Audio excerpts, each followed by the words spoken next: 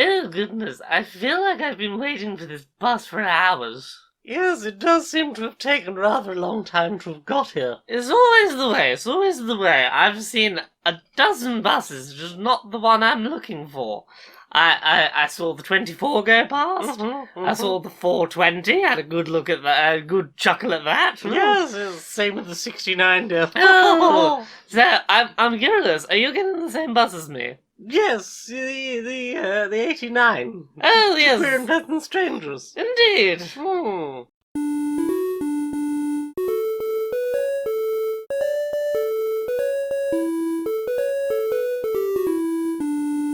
Greetings, strangers, queer and pleasant. I'm not Laura K. Dale. And I'm not Jane Aerith Magnet. And welcome to another episode of Queer and Pleasant Strangers, that podcast where we get the intro right on the first time, every time. It's a show. Call me out, why not? I could have been the one to mess up the intro. They didn't know. It was me. It's a show where two queer trans ladies have a bit of a catch-up about the things we've enjoyed in the week and discuss them in depth, because sometimes we experience things and go, let's watch the next episode of that, without stopping to talk about it. So we once a week go, let's do some silly voices and some skits, and talk about what we experienced in the week. How are you doing? Alright. I'm alright. 3-day week this week, because of Macomb. Fucking lovely, that. Ooh. Yeah. I've got time to do a extra accessory for my cosplay. Oh heck, is that the backpack? That is the backpack. Hopefully I will get a backpack finished in time. I'm excited for this prospect. You did the main outfit. I reckon you can do a backpack. I'm wondering if I can actually fit a backpack on that outfit. We'll help you. We will help. Who's we? I'll help. I'll help you get it. Oh, you. I'll help you put it. You said we. I was confused. The royal we. The royal we shall help you. Well, we shall help you. I can help, or if you want to, if you hold it until you get to MCM, we can help. Me and the nerds at MCM can help you get it on. Get it on. Help you get it on. Get it on. So yeah, you've got a nice quiet week this week. Well, I wouldn't say quiet. There's a lot to do, but it's not going to the day job. No. I have had a very eventful week. You have? I have a very eventful week coming up. Yeah, you do. It should tell you about the kind of week I've had, that my legs feel like jelly. I have painful jelly legs. Well, you've been stretching your ring out, haven't you? Oh, I'll be stretching my ring out. Oh, we'll get to that in a... Should we get to that now? Let's start with your ring. Tell us about your ring. So, things we've played. That's the first section of this show. We talk about what we've played. I've been playing with my ring. I've been playing Ring Fit Adventure, which is a Switch game. It comes with a leg strap and a plastic sort of resistance band ring, I guess you would call it. It's a video game that... Imagine Wii Fit if there was a story mode that involved unlocking new attacks to fight monsters with, to go beat up a buff bodybuilding dragon that used to be really sort of like, quite weak, but has gotten really sort of he's gotten really self-important since he got big strong muscles, and he's sort of forgotten why he wanted to get strong in the first place, and we've got to go stop him from terrorizing all the citizens with his big muscles by doing workouts. So I've been playing this. I've played this the last 2 days in a row. I've played somewhere in the region of 30 to 50 minutes each day. I think I played about half an hour the first day, about 50 minutes the second. Gosh, it's a good workout. It is not messing around. I told the game, here's my age, here is my my weight, here is roughly the level of physical exercise I currently do, and what sort of level of challenge I would like, and it sort of set it all up, and both of my workouts have been proper sweat inducers. They've been strenuous ones.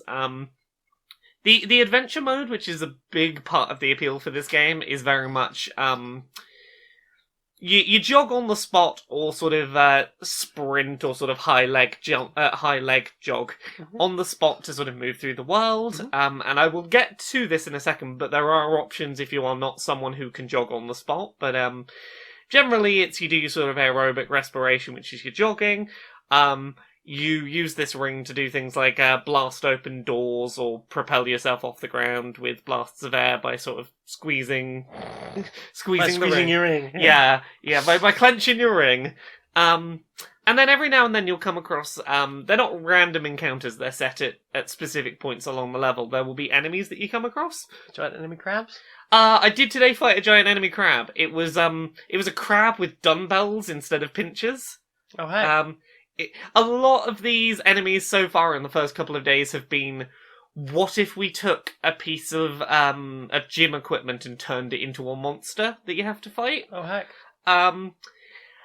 But yeah, you start off with a selection of about 5 exercises, and you do damage to the enemies by doing your exercises, and the game's pretty accurate at recognizing what you're doing. It gives you good advice if your posture seems to be wrong, and it sort of talks you through all the exercises. Nice things about it: there is 0 consequence for pausing. If you find that you're just like, I can't do those 3 more reps I need to do to finish dealing damage, just take a sit down. The game, will give you as much time as you need. It doesn't go, hurry up, get back in, which is kind of nice. I've just unlocked a part where now certain attacks will do better or worse damage against certain enemies. It's all colour-coded, so you might see, I can't remember the colours off the top of my head, but it might be, here's a green enemy, okay, doing a leg exercise will do extra damage to them, or this yellow enemy, if I do a sort of ab-based workout, that'll do some extra damage. So it does a lot to try and encourage you to do a variety of muscle groups rather than just going, this is the one that I find easy, or this is the one that I find hardest, I'm going to stick with that. Mm-hmm. It encourages you to sort of cycle through, which is good. A cycling option.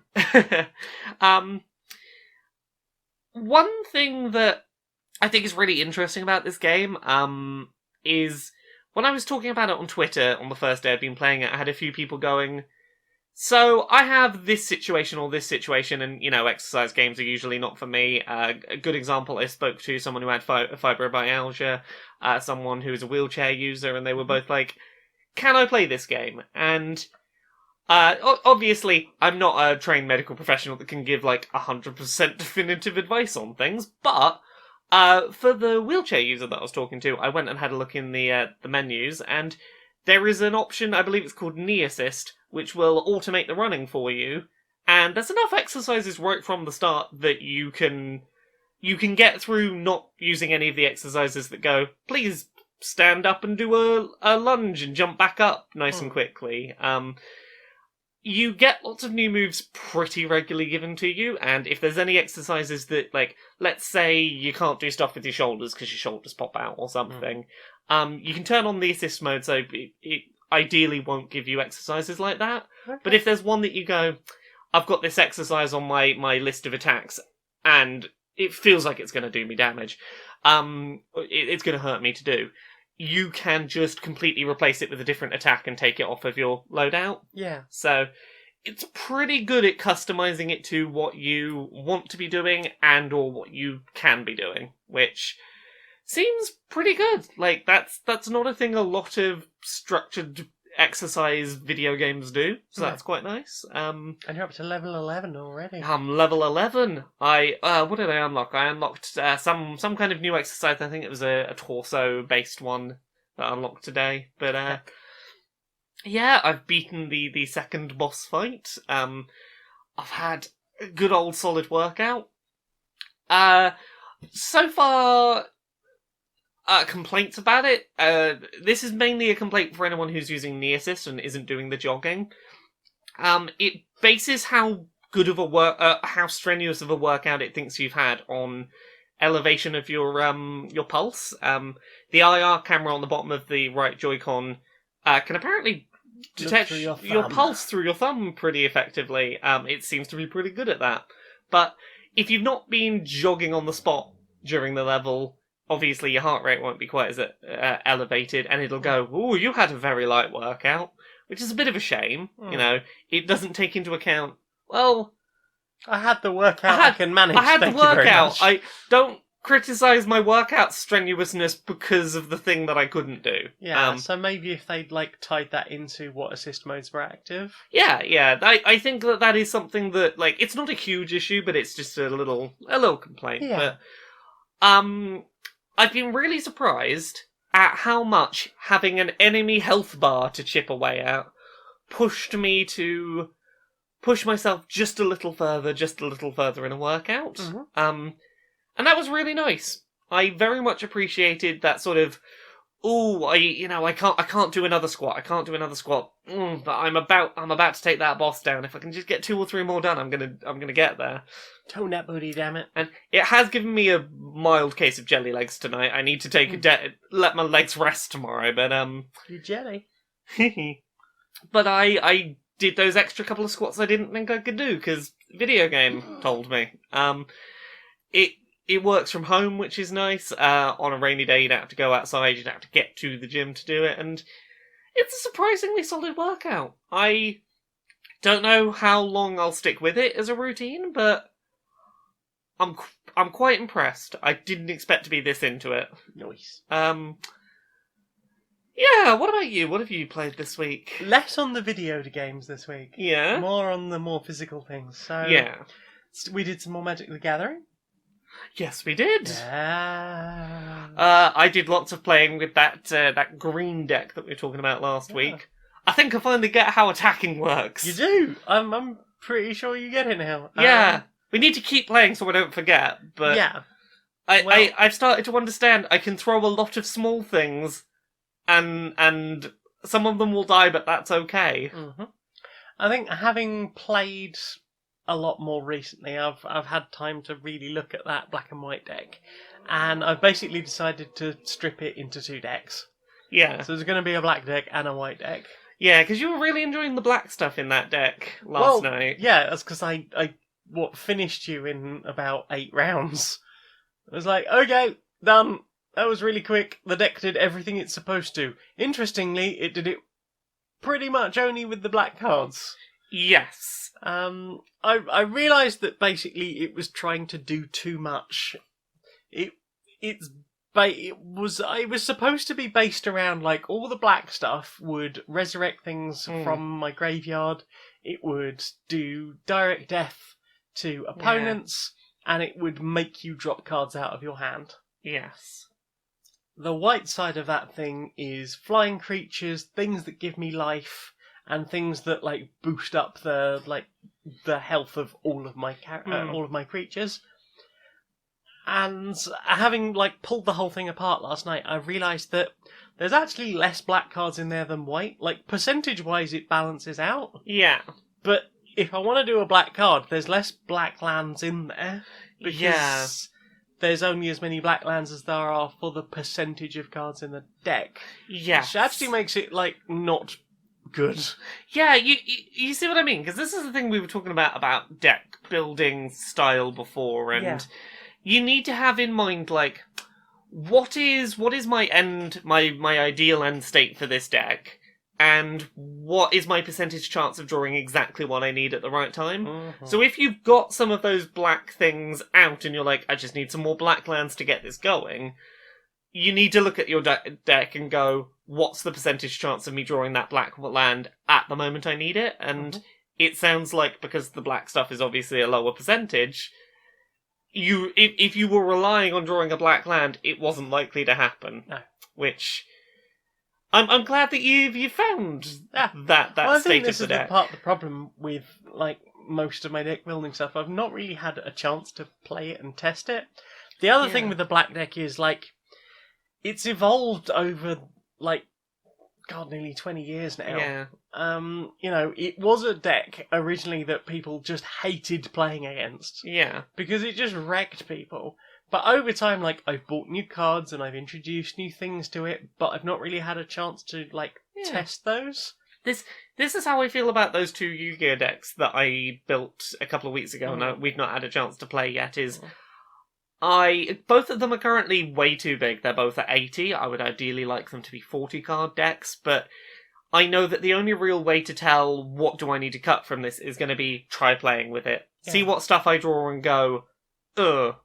Like, what stuff am I not happy to draw? That's the stuff that needs to get ditched, so... Nice. Well, I mean, I went through last night, so I've had a look. Like, there's lots of I've got the maximum of 4 of a lot of cards now. Yeah. So it's more balanced to do. It will do the thing I want it to multiple times. Yes. Yeah.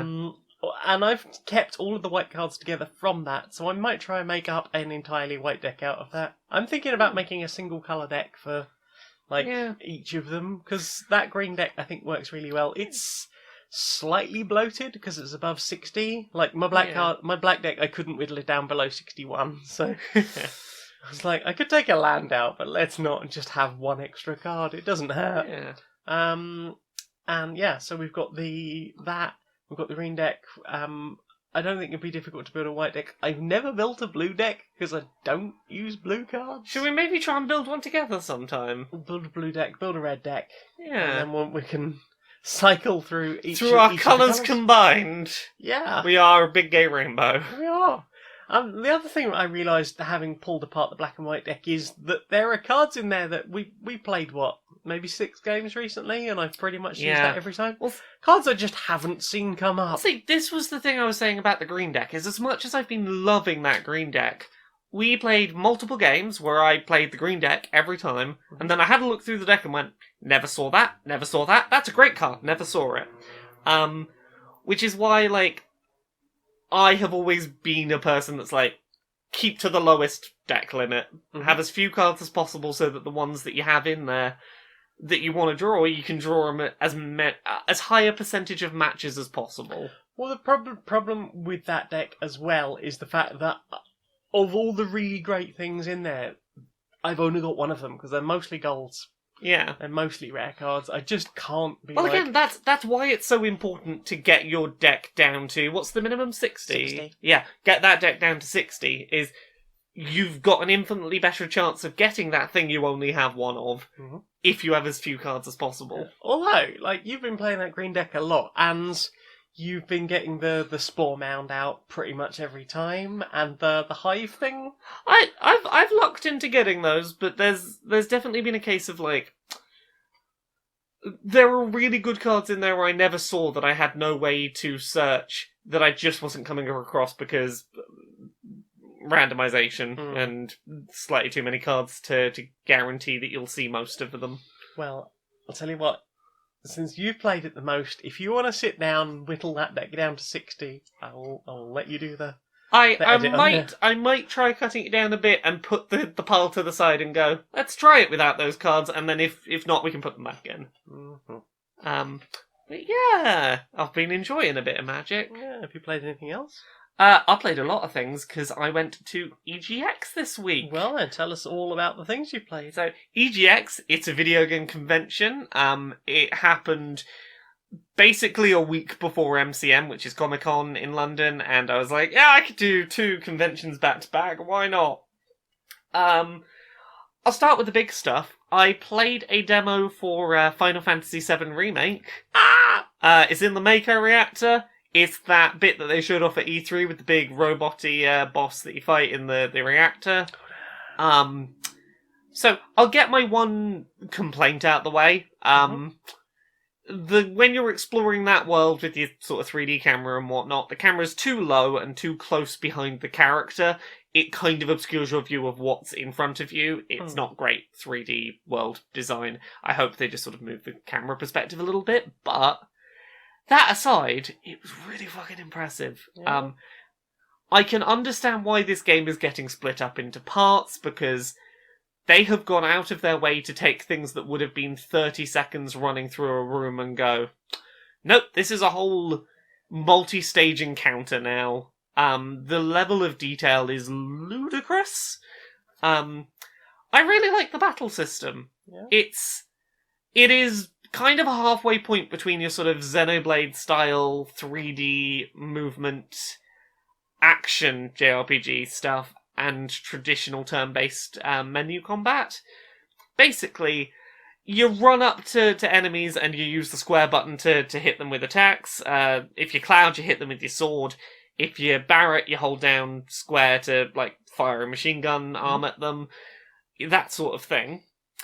It does some damage. The main thing it does is it builds up meters. By by building up meters, you can then tap a button to basically enter your traditional Final Fantasy VII turn-based menu. Here is your action commands, here is your magic, here is your items, here's your limit break if you've got that ready. You've got as much time as you want in that menu to make your choice and to pick your target, and then it jumps back into run around the environment, hide behind things because a big laser's coming, so find some cover. It really does try and straddle the line between turn-based and sort of 3D action JRPGs, and I think it does it pretty well. I like both those kinds of JRPGs already, which helps, but I enjoyed the two of them together. I can't speak to the fact if you hate one or the other whether you'll be able to manage the sort of half and half, but I think they found a pretty good middle ground. Nice. Yeah, what about you? Have you played anything else? 2 other things, literally, and one of them I've talked about before. One of them's my 7x7x7 cube. Yeah? I've got pretty damn good at that. I'm pretty happy with that. In fact, I've got too good at it, so I ordered a 9x9x9, because I found one at a reasonable price. Nice! It's also a MOU. The action on it is a little bit scary. Like, it feels like it would pop if it locked up too hard. It's quite tight. It hasn't got a lot of flex on it. I might try lubing it and see what that achieves. Yeah, I was gonna say, is there much you can do? I might try lubing it. I don't know if it's sprung. Yeah. I imagine maybe it is. I don't know if they can with something that size. Like, it feels like quite heavy to move around, and you sort of sit there having to, like, tap it on a table to get it all level again. Yeah. I'd read reviews on it, and someone was just like, it was like, good cube. It popped immediately. It was like, I'm guessing you were probably a bit rough with it, because it feels delicate, but as somebody who cubes and has cubed with, like, slightly more delicate... You know what you're feeling for when something's don't do that Don't movement. push it that way. Yeah. So I've been sort of careful with it, and it took me about an hour. That's partly because I fucked up, like, somewhere along the way, and had to redo, like, half of my centres, but, like, it's a lot of fun. Yay! I like centre pairing, I like edge pairing, and obviously the larger the cube, the more of that there is. Yay! While it's not more than a couple of millimetres bigger than the 7x7x7, it's really fucking heavy. Yeah. It's quite dense. I can imagine. But the cubelets are still quite small, so... Yeah. I'm very much enjoying that. The other thing is the X2. I've got really into that X2. Yeah, I'm so happy that finally you're a little less intimidated by it. It's quite an intimidating puzzle, but like, I think having recently done the 3x3x5, I'm feeling better about, like, cuboid algorithms and things. The fact that I've recently learned, like, different ways of doing a 3x3x3, that's helped with some of that stuff as well. So, like, a mixture of those two things has really helped how to get through that puzzle. I'm really enjoying it. Heck. I've done it a lot, to the point where the stickers are starting to peel, so I might have to re-sticker it. That's fair, but considering that, like, initially you started to turn it when you first got it and went, oh, no, and put it back.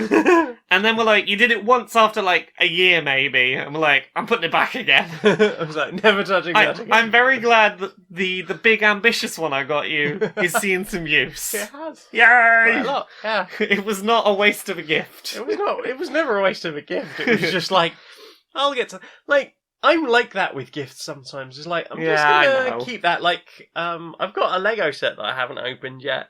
It's just like, I'm gonna wait until till I need this thing. Yeah. I'm very happy I have it in my life. Yeah. I'm sure I will be ready for that challenge at some point. I understand this feeling very well. That is why the Gundam that I was working on last week when we did the podcast is still a pair of legs.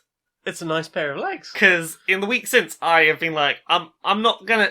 I need to be in the right headspace to get to working on that. Yeah, you need the time and the sort of settled space, and you've been rather busy. Indeed, yeah. Mm-hmm. So what about you? What other things did you play Let's rattle through the rest of the stuff I played at EGX.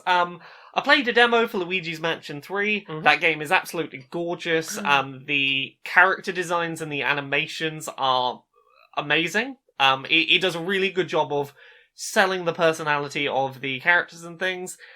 Maybe I just need to practice it. It's been a long time since I've played a Luigi's Mansion game. Luigi feels a little sluggish on turning, and when you do actions like, say, flashing your flashlight to try and illuminate ghosts so you can start sucking them up, the window that, like, once you've done that action, you're, like, very committed to it, and you're very vulnerable for quite a while before you sort of have control again, and, you know, maybe, I suspect playing more of it than a 10-15 minute demo on a show floor when I'm already a bit tired, I would probably do better.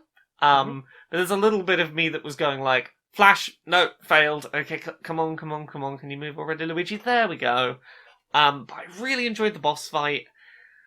I am excited to play more of that game in a less strenuous setting. Yeah.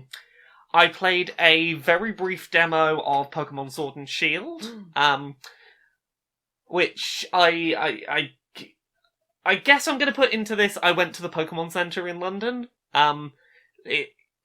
I got invited to a press day, so I didn't have to wait in those 7, 8, 9 hour long queues, thankfully. It's sort of They just... didn't look fun. It's a Pokemon shop. I was sort of expecting... I've seen some of the Pokemon Centers in Japan that have it looks like it's a Pokemon Center from the game, and there's some big statues and things. None of that. It was a shop with some Pokemon designs on the wall. The stuff in there was very nice. I have a Score Bunny plush and a hoodie, and they're both very nice. It's a letter hoodie? Yeah, it's sort of like, Letterman jacket. Yeah.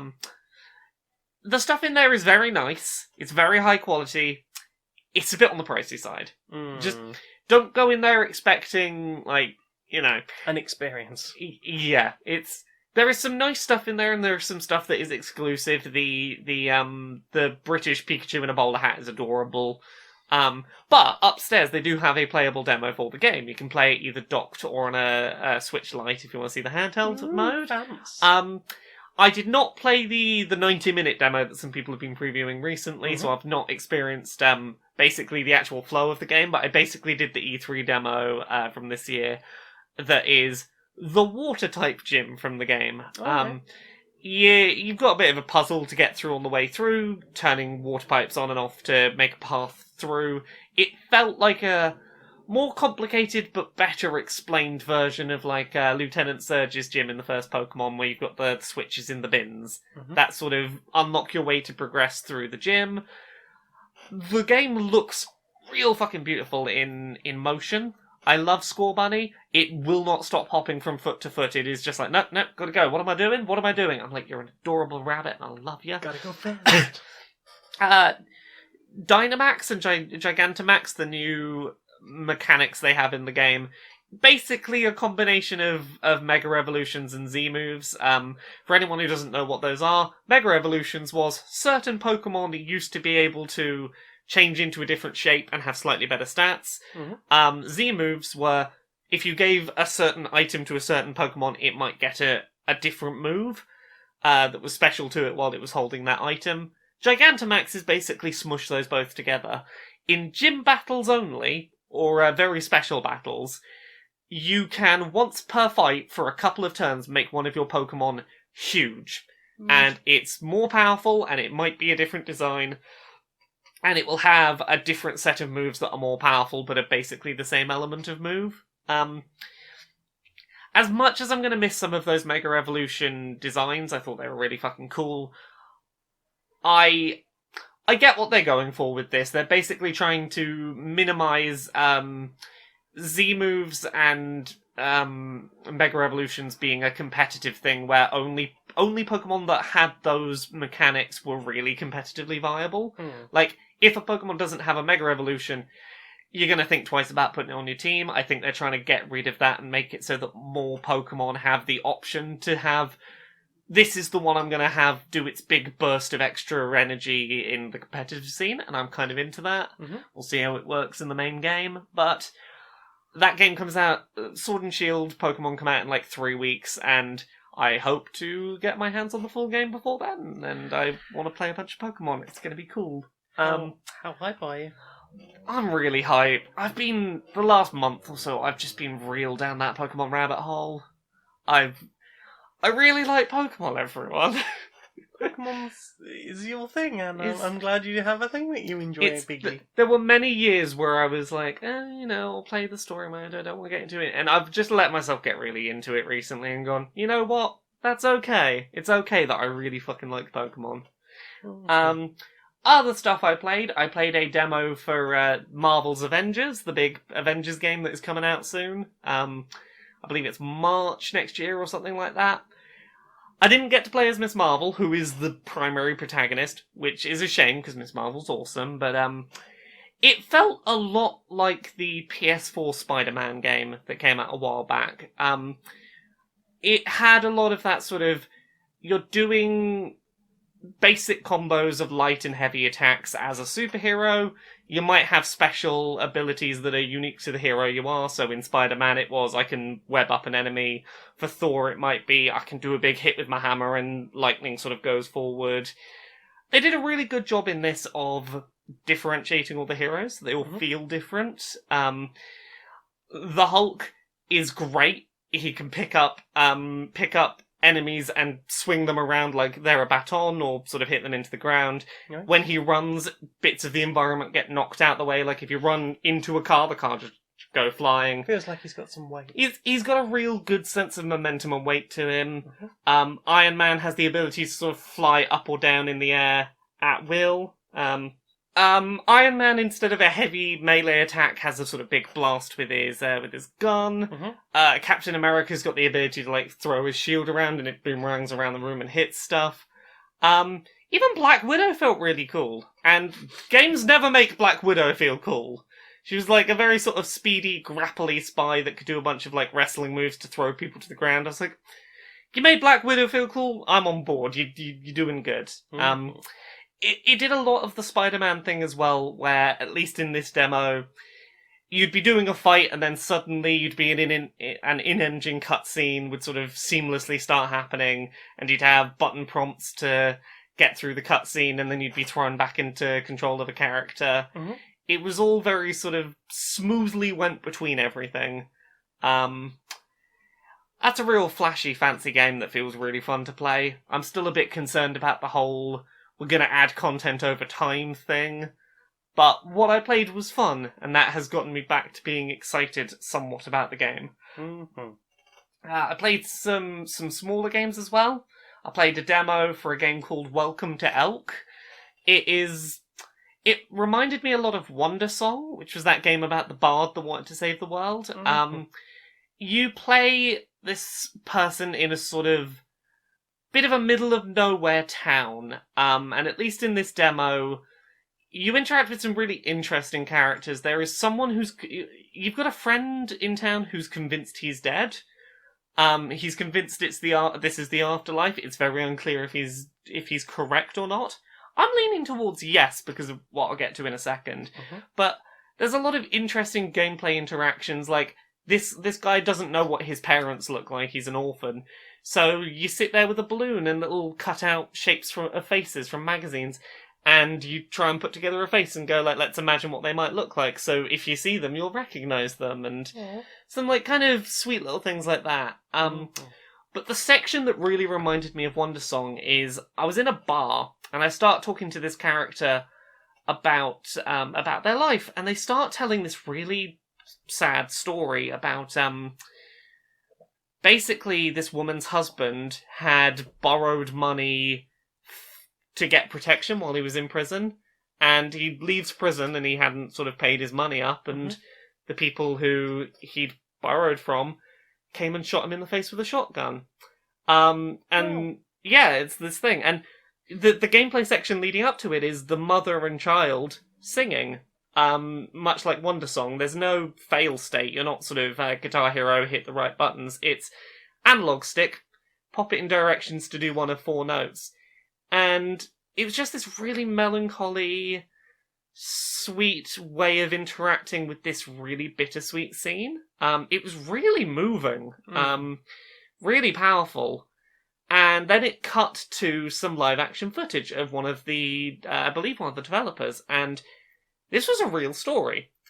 And a lot of the parts of this game are based on this guy went travelling the world, collecting stories and filming people talking about really difficult things that happened in their lives, and then trying to translate those moments into simple interactions and music and trying to get people to engage with these real stories, which was quite a thing.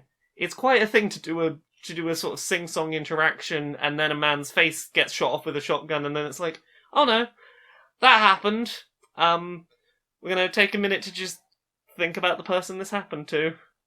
It's quite a powerful, interesting game. I don't know how the whole game's gonna come together for people, maybe. Yeah, I don't know what this game is gonna be, but it seems like it might be something really important if it comes together well. It felt quite special. Other than that, what did I play? I played a game called Skatebird. You're a tiny little bird on a skateboard. I nearly kickstarted that. It's adorable, right? It looks adorable. I can't remember where I saw a trailer for it. It might have been in at the PC Gamer Show at E3 or something, perhaps. But yeah, you're like a little blue jay or something on one of those. It's basically like one of those finger skateboards that you use to skateboard across the table, and it's like, here's some pencils stacked up. That's like a grinding rail, and do a skateboard. But with little flap ability. Yeah. So, I'm going to be honest, the build that was at EGX, a little bit rough, a little bit buggy, it was not polished. Right. But, I really did not care, because it was really fun to just flap my little tiny wings as I try and do an ollie off of a ramp. Aww. And I think it wasn't necessarily doing anything mechanically that other skateboarding games don't do. But the presence of the bird was totally enough to go, much like something like Untitled Goose Game, the mechanics may be simple, but the presence of the bird makes it great. See, I'd rather hope that maybe the flapping would help with things like trying to land a trick a bit easier, maybe? Yeah, I feel like that's what they're going for. I don't know that they're necessarily there yet. Okay. But it's a fun little skateboarding game that is real fucking cute. So I'm willing to keep an eye on it. I'm not writing it off because of the demo that was there. I also played a demo for a game called Paradise Killer, and this is what I've been following for a while, because you remember when I was doing that, travelling around the UK, interviewing developers in various places? I believe it was in what's the place called? Leamington? Yeah, Leamington Spa, thank you. This was probably the most interesting game that I heard about in Leamington Spa. It's a murder mystery sort of detective game, but it's non-linear and open world. It takes a lot of cues from stuff like Her Story in not telling you if you got the right answer. You will be told, in the demo that I was playing, it was, this person has been murdered, this is who we think did it, we've got them locked up, this is why we think they did it, go! And you're just sort of in this neon futuristic town now, and you can go and talk to people, and they will tell you their alibis, and you can present information to them, and they might tell you new things, and you've got this sort of big board that you eventually collate all your information, and when you think you know who's done it, and you think you've got enough information, you just go to the judge and go, I think this person did it, because this, because this, because this. And they might go, well, have you considered this? And you might have to do a bit of evidence back, but if you've got enough evidence to get a conviction, you can get a conviction. Whether that is the correct person or not is debatable. There are multiple people who can get convicted for the same crime, and it won't tell you if you got the right person. But surely you have to prove reasonable doubt, don't you? Yeah, well, as we know from the real-world legal system, people who are innocent get arrested. All the time! Yeah, it's a thing that happens. And that's the thing, is that they put... The idea is that they want to put enough stuff in there that you've got, without a reasonable doubt, arguments for more than one person. Yeah. And you can keep digging if you think there might be more that might lead you to the right answer, or you might go, No, I'm pretty confident I've got it. I'm done. I'm gonna do a lazy Yeah. cop day. The art style uses a lot of like very sort of clashing neon colours. There's a lot of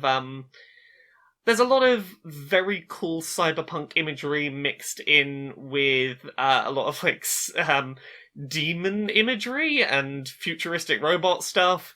It's got a real interesting identity to it. I've obviously not played enough to know if it sticks to the landing, but they're being ambitious. They're going for a big thing for an indie team, and what I played was really cool. So that is still a big game on my radar that I want to check out. Did I play anything else at EGX that I can race through?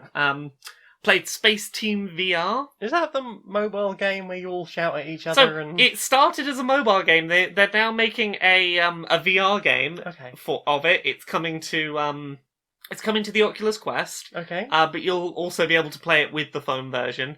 Okay, so somebody will be in VR while everyone else shouts at them about levers and... Yeah, or you can all be in VR across the internet. You can play online with people. The general concept is, here's a bunch of control panels for one ship. You will get instructions of things that need doing, but you won't have the controls to do that necessarily. Right. And you will have controls in front of you, but someone else might have the instructions telling you to do things with those. Okay. So everyone, it's kind of like Keep Talking and Nobody Explodes. Yeah. I don't have the information of what to do with these levers and dials, but I know what you need to do with your levers and dials. Yeah. But it's all going so quickly, you're shouting over each other, trying to hear what each other are saying, while quickly like, oh, I need to turn that to that, oh no, you need to do this, I enjoyed Space Team when I played it. I imagine Space Team VR adds a whole fun extra level. Yeah, the demo was real fun.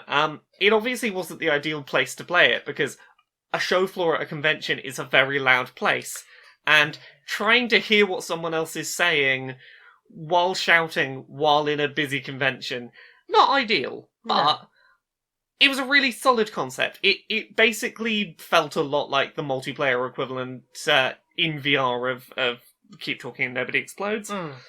They've got a mode where all of you are in VR, and I'm like, there's obviously the problem of getting that many people with VR headsets together to play. Yeah. Which is why I'm glad to hear that they have a mode so some people can be on phones and some in VR, and I'm curious to see how that goes, but it was good, silly fun. Because that feels like it might be fun to sort of pass around who gets to be in VR while everyone else is on their phone hollering at each other. Exactly. You see what I mean? Yeah.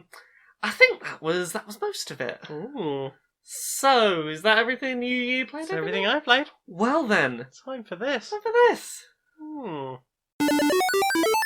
Do you need to get a rideshare to somewhere, but dread the inevitable awkward conversation with your driver? Uh-huh. Do you wish there was literally anything you could do to stop a driver from having a conversation with you while you're stuck in their vehicle? I'm just not a people-talky person. Well, try our new app, Won't Talk to Uber, the ride-sharing service where your driver promises not to put on loud music or try to talk to you about anything besides essential journey information. That sounds amazing. Is there an app?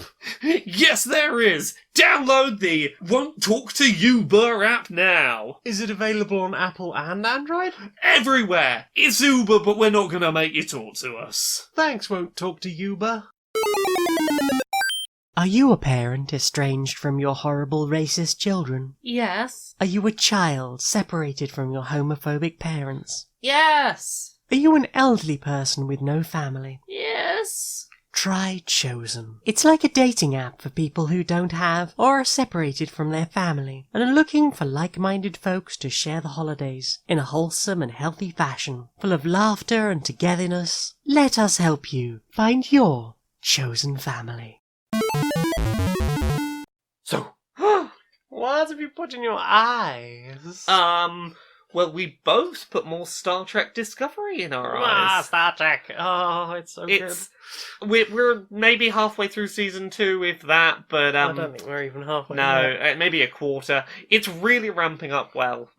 Season 1 laid a lot of really solid groundwork to just hit the ground running here.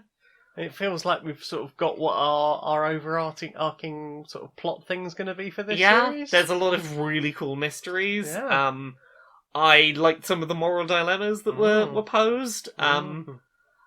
That's a real good show. It keeps getting better. Yeah, I was having a chat with some people about it at the weekend, and like, you have to catch up. Oh my god! I've been told one thing that doesn't feel too spoilery, but got me very excited, which was, you know, that cool sort of looking robot person on the bridge. Yeah. Apparently, they get more to do at some point in season 3, and I'm like, yep, I'm here for that. I'm ready for that. I'm ready to see you get some speaking lines. Yeah, 3 seasons in. You know. Yeah. Did you have anything else to add on Discovery other than just gushing? It's awesome. It's awesome. More of that. We watched more of The Good Place. We did. I'm enjoying that as well. We're up to date on it. How many episodes are we in now? What, 3 or 4, I think. 4 4 episodes into the final season. They continue to find curveballs to throw that we were not expecting. You were sort of on the right track as to what was going on in this episode, but not where to target that suspicion.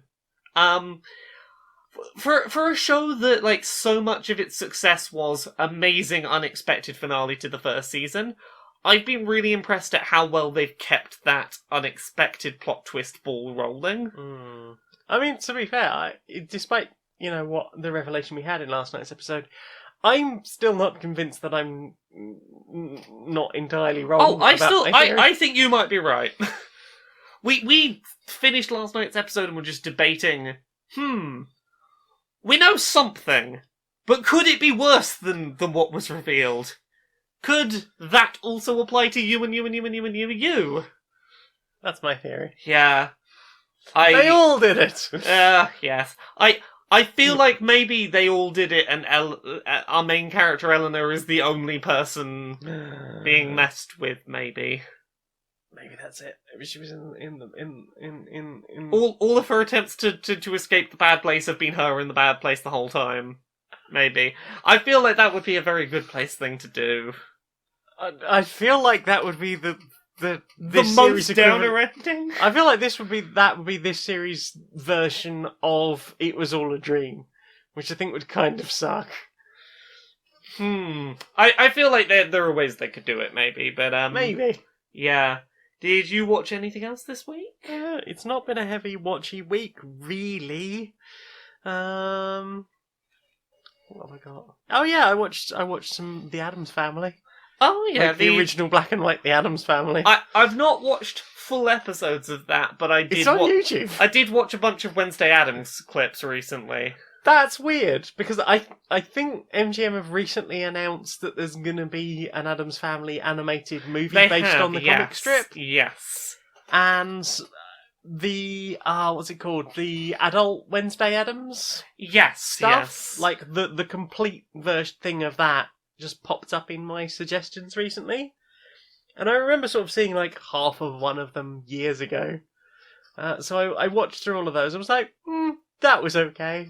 My next suggestion was actually some Addams Family. Yeah. So, yeah, I mean, it's a little bit problematic in places. Yeah. Like, their family doctor is, like, a witch doctor. Yeah. From what appears to be supposedly some kind of African village. And, like, the person they call and get through onto the phone at that African village is a like a white explorer type dude with the pith helmet and everything. It's like, oh goodness, yeah, oh goodness, no. Yeah, there's some faintly sexist things that pop up here and there. You can say what you like about what a good guy Gomez Addams is, but some of the stuff's a little bit. But ultimately, it's quite nice seeing we're different, and that's okay. And the jokes aren't things like, isn't it funny how much this husband and wife don't want to be together, and they love each other very much, and that's wonderful. It's nice seeing a hetero couple in something that don't seem to hate each other. That love all the Addamses love and support each other and help each other through things, and, like, you know, there was, like, Lurch's mother is coming. and they help get everyone through that. And you know, Uncle First is having a problem with his electricity, and they help him through that. And it's all talking. Some of it's quite wrong-headed in the how they're going to go about it in a uniquely Adams way, but you know, it's quite sweet in its own way. It was interesting to sort of have that pop up, and it, you know, nice free thing online. What about you? Got any others? I think that's everything I'm going to put in the watch segment this week. I've got something that straddles some segments. I'm going to put it in a different segment. Oh, you can straddle my segment. Whoa. And anything else you've watched? Yeah, I've been watching... Oh, sorry, there was something else I watched. Oh, I forgot. Go ahead. I saw the Ox Ventures panel at EGX. I'm very hyped to see the VOD of that. Yes, so I think we've talked about Ox Ventures before. It's the Outside Xbox and Outside Extra YouTube channels do a D&D campaign together. And I got to see one of their live shows. It was a couple of hours long. I will be very vague about the concept, but a bunch of monks that just chant the word lads want to be taken on a stag do on a boat. Okay. And hijinks ensue. Corazon's boat? Yes. Okay. I left that live show just mentally chanting, lads, lads, lads, lads, lads. It was a really fun time. There was a lot of silliness. There was a lot of going off on tangents that the DM had to go. But there's about this many minutes left, so now we go to this. Some of that. Oh, Johnny. But it was real fun. Johnny's a good DM with good ideas.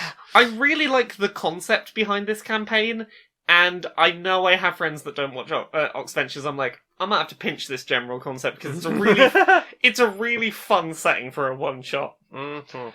So yeah, you seen anything else? Yeah, I've been watching a bunch of Legend of Zelda theories. It's a Zelda theory. Well, not game theories. No. I'm from Zeltec, or Zeltic, rather, on Yeah. YouTube. I don't know what happened. I just started getting recommended, like, hey, we've been analysing the Breath of the Wild 2 trailer, and here's our thoughts. And I was like, cool!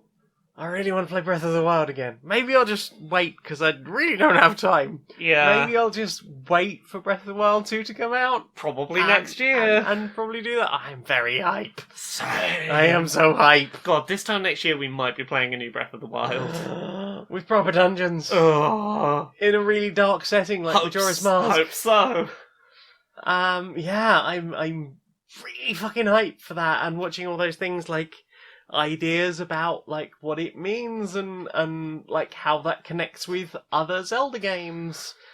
People have been talking about the Picori. Do you know the Picori was supposed to be in Breath of the Wild 1? Yes, I'm aware. I didn't know that. I don't know why they got cut, but I'm aware they were meant to be in there. I think they were worried that they wouldn't stand out against the rest of the world. That's totally so fair. they sort of took them out. But like some of the concept art for that with like their tiny little houses. For anyone who doesn't know, in the Minish Cap, which was a Zelda game on the Game Boy Advance where you shrunk down to a tiny size, the Picori were basically tiny, tiny, tiny versions of the Kakiri. Like borrowers. Yeah.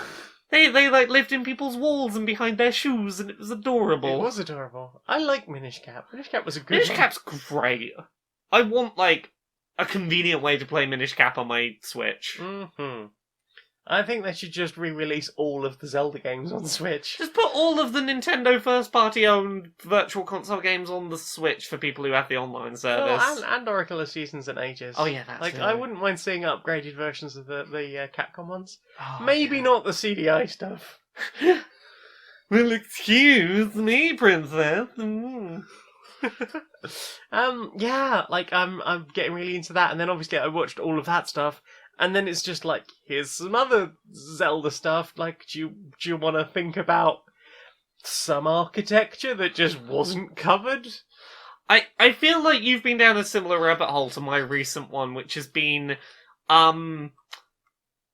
Yu-Gi-Oh! Deck building videos and Pokemon shiny people that do shiny hunting. I've just gone down some of these rabbit holes where it's like, well, I watched like 3 videos and now this is all that my recommends will recommend me. Do you want more Yu-Gi-Oh? Do you want more Pokemon? Mine's pretty diverse at the moment, but I'll come to that in a minute. But yeah, lots and lots and lots of Zelda theories recently, like going right back through the whole series. Nice. And it's made me want to play Breath of the Wild 2 a lot. Yeah. B, want to play Breath of the Wild again. And C, want to play through Skyward Sword. I did watch one. I don't remember the name of the YouTube channel, but if you search for 340 Pokemon we think will be in Sword and Shield, there was a very, very convincing theory video as to going like, here are the Pokemon we've seen from past generations in trailers. We can assume from that they're evolutions and pre-evolutions. Some of those require a stone, so we can assume those stones will be there, which presumably means most of the Pokemon that evolve using those stones will be there.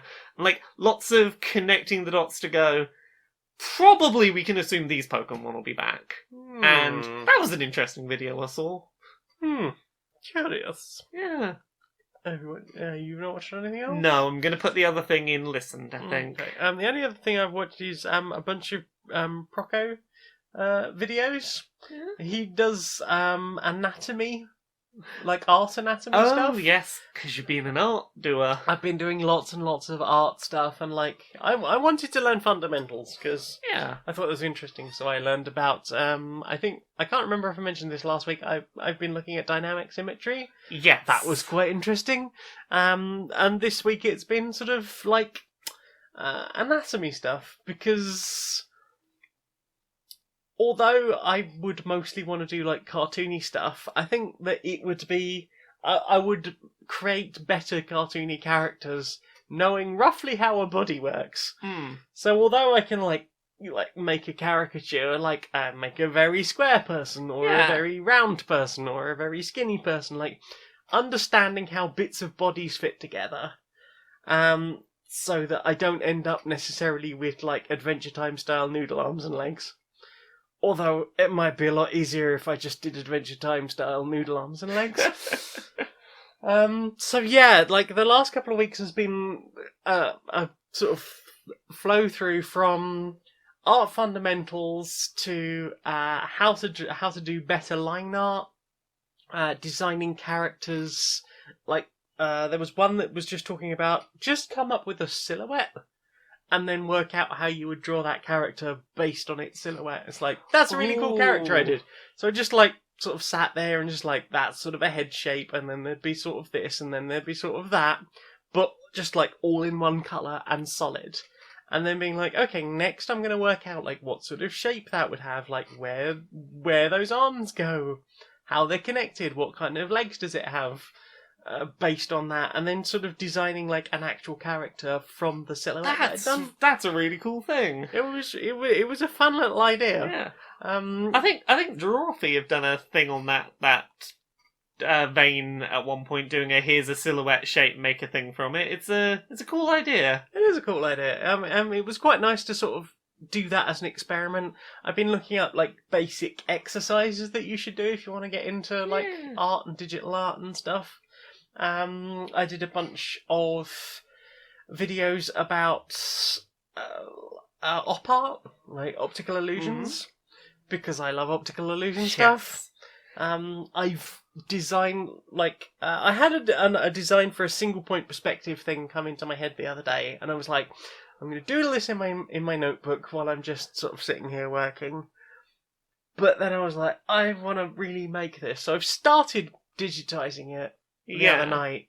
It was a lot harder work than I expected, but I'm really happy with how it's turned out. It's coming together really nicely. It needs a lot of shading. I've got the flats in, but it's going to need a lot of shading, and I'm excited to keep going with that. But yeah, like I'm enjoying like coming up with weird optical illusion stuff as well, and how I might do like different versions of that, and just like things that mess with your eyes, because I've always liked that kind of stuff. Heck. So I'm having lots of fun with art recently. Well, in that case, time for this. Yeah, time for this. Laura! we've got a new sponsor! Who's our new sponsor? This week's sponsor is ePay. Oh, ePay. I've heard of them. They're that auction site where I can get stuff really cheap, right? No, ePay. Oh. ePay. Oh, okay. What's ePay? So, imagine the other one, the one Yeah. you were thinking Yeah. of. But instead, it's an auction site where you can't get cheap stuff, no bargains, No bargains. no special offers. All you really get is overpriced collectibles. Sorry, collectibles. Oh, is this like when McDonald's had that Szechuan sauce and people were trying to sell like a little tub for like £1 million? Yeah, and then the limited edition DVD steel boxes from the early 2000s. Oh god, and I'm guessing these aren't at like reasonable prices. No, I mean, starting price for most things on there is at least 4 digits. Oh yeah, it's the I've got a Beanie Baby and it's still got its tag on. Clearly that's worth 12 grand, right? I mean, those were the prices when they first came out in the early 2000s, so those are the expected selling prices now. That's the price in my 1998 collector's annual. Exactly. So there you go. That's ePay. You can head over there now and enter the code Q&PS89 and you'll just get a little pop-up going, thanks for visiting. Oh, I can't wait to get that brand new pair of limited edition wellies. Yep, they've got some original first edition Nike Airs. Oh, And how about some of those Reeboks with the pumpy thing at the front? oh, the pumpy ones. The original ones, the first editions of those. Oh, Only slightly worn. yeah, and only slightly opened McDonald's toy from 1992. And a full set, an almost full set of unopened Hercules toys from the McDonald's when they did the Hercules promotion. I can't wait. Who can? That's epay.lol.net and head over there and use the code Q&PS89 and get a pop-up. It just says the thing. Inside the boardroom of Electronic Actor Softworks. Hi. How's business been? Yeah, it's going. Things starting to really ramp up now as we're heading into the primary gifting period. Yeah. Well, see, this is where I was thinking we had the problem, because this is the time of year where people expect lots of video games. They expect us to pump out all the video games because it's video game time. I mean, this is what we've been flogging interns for the last 3 years. Yeah, and I hate to tell you, we don't have a game ready. What? We don't have a game ready. Why? Is this because we sacked all those people? Yes, apparently if we don't pay anyone to work and they don't come into work, we don't get a game. But the interns. Yeah, I know. Apparently there have been stories about their poor treatment in the news and some of them didn't come into work. But I have a plan. Okay. So, you know how our competitor has that creation tool for the little side-scrolly plumber dude, where, like, they make all the assets and they let the players, lay them out and, make their own platformy plumber games. Yeah. That seemed like a great idea, because, the players make all the content, Yeah. It's a lot less work. Yeah, and we get to release a whole nother one next year with, slightly ramp. I know, but I have an even better idea. Go What on. if we make Video Game Maker? We don't create the assets for our, beloved franchises and let our players, just slot them into place. Because we then still have to make the assets, make the tools that make the assets go together. Yeah. I downloaded Unity. It's this thing that people use to make games, Yeah. from what I hear. Yeah. I think we just sell them Unity, and we tell them it's a tool for making programs that make games. You can make side-scrolly plumber, platformer in this. We just strip it right back. They make the thing that they make the game in. Let the player do everything. You are a fucking genius. I know. So, what have you put in your ears? My ears. Well, I'm putting this in the listened category, but I guess it could have gone in the looked at. Probably Tell us just about as the easily. 3 bands. I went to a gig on You did? Sunday, and I went and saw 3 bands. Yeah. The headline band were Ninja Sex Party. Mm-hmm. Some of you may know them. One of them is Danny from Game Grumps. The Sex Bang. Danny Sexbang and Ninja Brian. We'll get to them in a bit. But there were also 2 support bands. Tupperware Remix Party, TWRP, and Planet Booty. And I'm going to start with Planet Booty because I've not heard of this band somehow before seeing them perform. And they opened, right? Yeah, they were the opening act of the night. And you know how gigs can be sometimes where the first act of the night is... The audience can be a bit lukewarm. Mhm. Like when we went to see Laura Jane Grace, Yes. I think it was Mobina Galore were out. And they were great. They were great, and the audience just was like, okay. I blame the audience for that rather Yeah, than the well, no, acts. this is what I mean, is audiences are usually like that. That's the norm. Okay. And Planet Booty, I have never seen an opening act win over an audience quite so quickly. Imagine a queer man with a big handlebar moustache and a sort of open top and a sequined outfit, carrying a disco ball, mirror ball butt. Disco boot. Yeah, disco boot onto the stage, and he just holds it alight in the air, and starts singing a combination of songs about butts, songs about self-confidence and body positivity. Like, their lead singer was almost aggressive in, no, you're gonna fucking love yourself. We're gonna make you love yourself before you leave here tonight. Pledge to me that you're gonna fucking do all you can to live your best fucking life. Aww. It was just really sweet and endearing. Lots of shout-outs for, like, not using particularly gendered language, so going sort of, ladies and gentlemen and people who are neither, lots of, that sort of language used. Very, very nice inclusive stuff. Yay.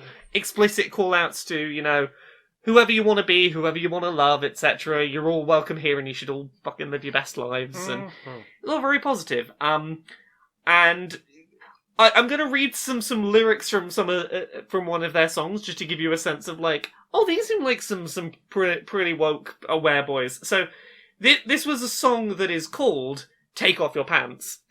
It starts off as sort of a romance song of like, hey, we're having relationship troubles and we need to work through this. Maybe we just take our clothes off and work it out by fucking it out a little bit. But it gets a bit further into the song and it's like, hey, wait a minute, hold up. I believe that you believe that we could achieve this sexuality consensually, because I love you, but right now, baby, all I want to do is fuck you, if that's okay with you. And I'm like, I appreciate any song that is about, let's go do some sex to sort this out, that takes the time to go, but consent is important. I'm not just going to say, we're having emotional problems, I'm going to go fuck you. It's like, no. Do you want to fucking see if that helps? I was like... They seem like some real good boys. They played like a 30-minute set, and at the end, people were like, "No, come back out." It's like, yeah, you are the opening act. We're asking for an encore, please. We fucking want you back. Nice. They are super lovely. Yeah, they just sung a lot of stuff that was very, very powerfully like, "Hey, just fucking love yourself." Also, butts are great, huh? Yeah, Everyone's butts are great. Very on brand for you. Yeah, very on brand for me. How did I not know Planet Booty existed? I want to get one of their shirts. They have a shirt that says Planet Booty and it's all in sparkles and it's just a bunch of sparkly butts and I'm like, I kind of want this shirt. It's very on brand. It's very on brand for me. I don't know how I didn't know they existed, but like, that opening 30 minutes of the show was like, okay, this has fucking made my night. I imagine it's one of those things where everybody just assumed you already knew. Yeah, I met a bunch of fans like before and after that gig, and people were like, "Oh yeah, so the Planet Booty." I was like, "Yeah, I've never heard of them." They're like, "We assumed you knew." I'm like, "No, this was new to me." So after that was TWRP, Tupperware Remix Party. I feel like I have to describe the visual elements of the band to properly sell what the experience of seeing them live is. They all perform in costume, just no exceptions. They always, one of them is a man from the future whose helmet looks like it's a traffic cone. When you say helmet, it's a head helmet with like a visor that like a ski mask visor, but okay. I will find you a picture of this band, because it's... I feel like this is the best way to describe them. If you're curious, search for TWRP, go to images, and... No. Yeah, search for the phrase Tupperware Remix Party. I can show Jane what 3 of them look like here. So, there is a man from the future with a traffic cone mask. That looks very Kraftwerk. There is a man who basically looks like Ant-Man from the Marvel films. Yeah. And a There is lion. there is a lion. There is a space lion. He is wearing basically Mass Effect armor, and I don't know if I can find the final band member who is a robot, who wears basically like Full Metal Alchemist robot armor, Huh. while playing the drums. He plays a full drum kit in robot armor. That seems like a lot. Yeah, all of them wear elaborate outfits that include full face masks while performing and not, like, missing a beat. Take that, Daft Punk. They are very talented performers who can barely see, who basically do 80s sort of synth rock with a lot of, comedic elements about, hey, it's clearly the year 1980. Let's do a song about the distant future year of 2019, for example. The singer in the traffic cone hat has like a tube plugged into something that makes his voice sound like a robot. I don't know how he does it, but it's a very good effect. They're a very, very technically talented sort of synth rock band. They played a really solid 45-minute set, I believe it was, or it might have been an hour. Sorry, yeah, it was an hour-long set. They left the stage for like 5 minutes, then came back on because they were the backing band for Ninja Sex Party for the next 90 minutes. They performed for a good 2.5 hours. I am impressed at how well they held up. Yeah. But yeah, Ninja Sex Party, final act of the night. There is Danny Sexbang, who is his character is basically Jewish superhero who believes he's good at sex but is not. And then there is Ninja Brian, who is a man called Brian Wecht underneath the ninja outfit who is like a PhD. He was going to be a professor at Queen's College in London, and then he gave up that career to silently pretend to be a ninja in a band that makes comedy songs. They did a very good mix of some serious songs, some silly songs, some covers. They just had a really nice mix of tracks through the night. What I hadn't expected from them at a live show was they had like a whole narrative going on that involved like people in costume coming on to act things out and animated scenes behind them, and it was there was comedy skits and things going on in it. It was a whole production. They'd put a lot of thought and effort into how do we make a 90-minute journey that is part comedy routine, part adventure, interactive audience participation thing, and also has room to do some serious, sweet songs. Aww. It was really lovely. Very sweet. And it reminded me of a couple of tracks that Ninja Sex Party and TWRP have done together that have some fucking gorgeous music videos. I would suggest people check out the music video for a track called Starlight Brigade. It is one of the most beautifully animated things I've ever seen. It is goddamn amazing. What about you? What did you put in your ears this week? Well, I listened to some Miracle of Sound. Yeah. And I had a bit of a go at some of Gavin's tracks. Level 6, Level 7, I think I've mentioned them fairly recently. And Metal Up, which I think is probably my favourite of Gav's albums. Yeah. It's a metal album of original tracks by that Gav. You can tell because it's got no guitar solos in it. But that doesn't make it any less good. Yeah. I like the fact that you can still do metal without that sort of thing. Yeah. If you just put it together right. Yeah. Yeah, and I think a lot of people would probably... And I think people have sort of said that to him before, like, oh, you can't really make metal without that sort of thing. It's like, no, if you put it together well and write good lyrics and write good tracks, you can accept that perhaps you're not dexterous enough to do those things. Yeah. So, nah. I've got that music video open. Look at this beautiful animation. It's very anime. It's a very pretty looking anime thing. It looks very 90s anime. Yeah, it's such a good fucking music video. That must have cost a lot. Yeah, it's like 6 minutes of real good detailed animation, and it made me cry. Aww. And I forgot it existed until I was at the gig, and I was like, oh my god, I forgot this is amazing. Aww. Yeah, you listen to anything else? That's basically everything except the new Taz Amnesty Live. Yes. The Ballad of Bigfoot. So this is a prequel to Amnesty, sort Yes. of? Yeah. I've not listened to it yet. So it's Travis is DMing, Mm-hmm. which he does very well. Then Clint plays MCCM. I'm not going to go any further into that. Okay. Justin plays the babysitter for the third character, who is Griffin McElroy, age 11, Yeah. who knows Kung Fu I or feel karate. like MCCM might be MC Clint McElroy. Could be. I think Griffin's argument was he just didn't have time, so he just played himself, and it's obviously set in the past, in the Amnesty era, and Bigfoot steals their car. These characters sound wonderful, and you've sold me on making... I was like, I need to listen to it anyway. I've got travel this week, and that's what I was saving it for, but I'm excited for it now. It's really silly. Yay! I think Travis does a great job of DMing. I like the way Griffin interacts with the game when he's allowed to play as a character rather than and himself in this case. I do like that Griff gets a chance to play sometimes. Yeah. Mm-hmm. What about you? Got anything else? That's pretty much it for me, I think. Well then, time for this. Hello, Satanic IT Support. Hi. I know I'm supposed to be in hell, but all I've actually been given here is a computer, and that seems fairly lenient, but like, I'm trying to install Windows 8 and I'm having some trouble. Can you help? Okay. Have you tried setting it on fire and putting it out again? No?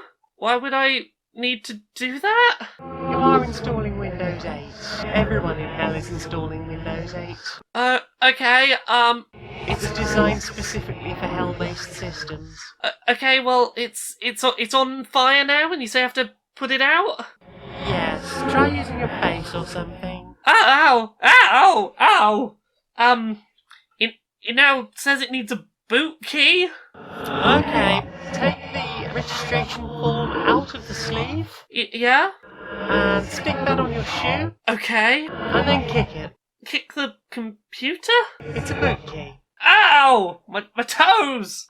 Yeah, that tower's from about 1988, so it's mostly cast iron. Oh, I think I broke a toe. What do I do now? Okay, so does anything seem to be happening yet? There's a progress bar, and I think it's going up, but it might be going down. My brain can't seem to process it. How's the itching? Insurmountable. Yes, that'll be all the bugs. Thank you for calling IT.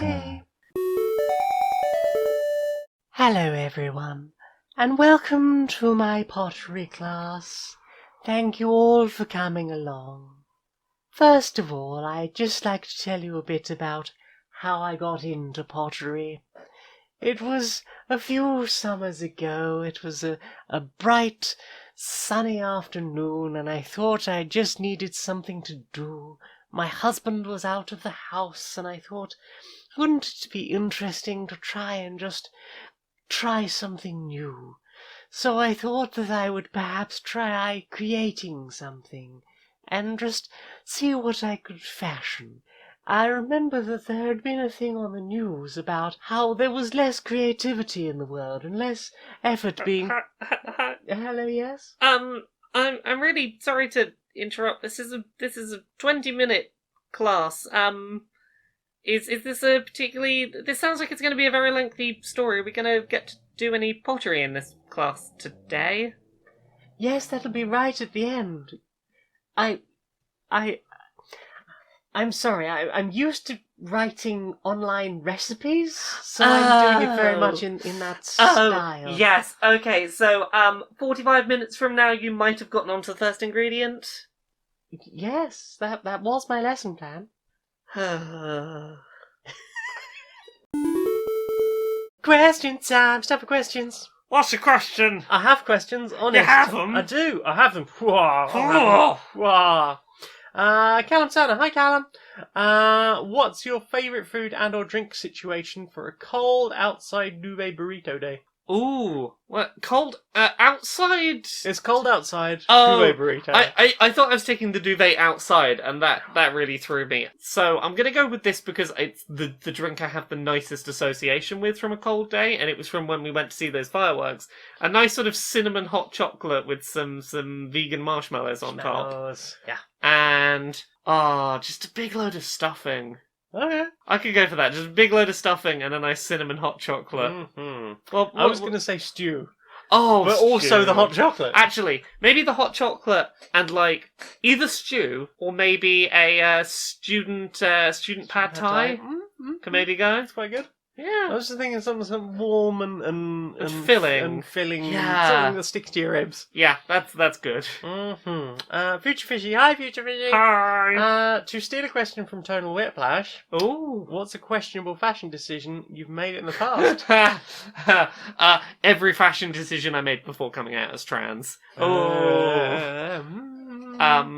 I had very curly, came out quite a distance hair. I don't know how it occurred. I had ringlety hair for a while. Naturally? or... Yeah, I had naturally ringlety hair. Okay. And then the weight just made it eventually fall and Because straighten like- itself. There was a couple of years where I was just like, my hair just curls out in ringlets and sort of goes outward, and I didn't really do anything about it. My friend Nigel's hair does that. I don't. Yeah, my friend Nigel's got that, like to the point where if he like stays in bed through depression for a couple of days and doesn't brush it, it starts to dread. Yeah, I used to have to straighten my hair, and I don't have to do that anymore. No, you do not. Is it just the length, or? I don't know what it is. Other than that, there was a period of time where I had like short, spiky fringed hair, and the period of my life where I tried to dress as man as possible to convince myself that was what. Yeah, football shirt and Oh my spiked fringe goodness. and Reeboks and whatever's gonna sell, whatever will look man to the world. Questionable fashion decisions. Let's see. Well, there was the Hobbit period. Although I don't think that was that questionable, to be honest. Not modern, perhaps, but I thought it was cool. I think it's alright, yeah. Oh god, I used to have this really like thin cotton hoodie Yeah. with like pyramids all over it, and like the Eye of Horus symbol. Yeah. And I had green hair, and I used to pretend to be an Egyptian lemming from Lemmings to the Tribe. There was a little while where my fashion sense was basically the My Chemical Romance Na Na Na video, just a cobbled Cool. together equivalent of mismatched neons. With your Nes gun as well. Oh yeah, yeah. And there's gone with all the Danger Days stickers all over it. Yeah! I spent quite a long period of time dressing as the kid from Magic Pockets, because I got really into Magic Pockets. Yeah. There was a while where I was like, I'm just gonna dress like a fucking anime protagonist. Why the devil Why not? the devil not? Really questionable. There was like a period in my early 20s when I was really depressed, where I had 5 pairs of identical black jeans and 5 identical black polo shirts, and that's all I wore all the time. I made some poor fashion choices when first coming out as trans, where there was a lot of like, yeah, that's the thing you do when you're trying to work out like, I'm working out a new gendered wardrobe, how do, and there was a lot of stuff that was like, okay, that just doesn't work. There was a lot of stuff that was very like frumpy middle-aged woman. I went through the So frumpy many middle-aged... cardigans. Oh, so many cardigans. There was a cardigan phase. There was a lot of purples and That was great though. yeah, but purple waist to foot skirts with cardigans paired. Ooh, Yeah. Frumpus Maximus. Oh, I proper frumped. See, I didn't frump. I tended to just wear like black leggings and like quite long flowy tops. Yeah. I looked like my drama teacher in high school. I don't think those were that questionable. No, I like, think that's alright. before I came out, like when I was getting super bold about what I wore and just didn't care, like I'd often wear like knee-length shorts that I painted neon-coloured designs all over, and like fishnets or knee-length socks, like neon-coloured fishnet socks. Yeah. And like I'd paint my own shoes to have like neon colours on. I feel like Ridiculously bright hair. I feel like the answer to this question is if we were in a fighting game, we would have multiple alternate outfit schemes. Yeah. Which variant outfit do you want us to wear? Mm-hmm. Tricky asks, make up/jam some lyrics for the Queer and Pleasant Strangers jingle. I believe there are some lyrics to it. I don't know. Do listeners know there are lyrics? We mentioned it very early on in the Yeah, series. do you want to tell people what the secret lyrics to the theme tune are? Well, it's basically I was looking up how to make music and how to make melodies on YouTube, and one of the things suggested was listen to how people talk, or listen to like how some words go together, and like make a tune out of that. Yeah. So I just wrote some words, and then I was like, I'll see if I can make a tune out of that. And the words I wrote were, put the kettle on, we'll have a cup of tea, we'll have some fun and lots of laughs in the land of queer and pleasant strangers.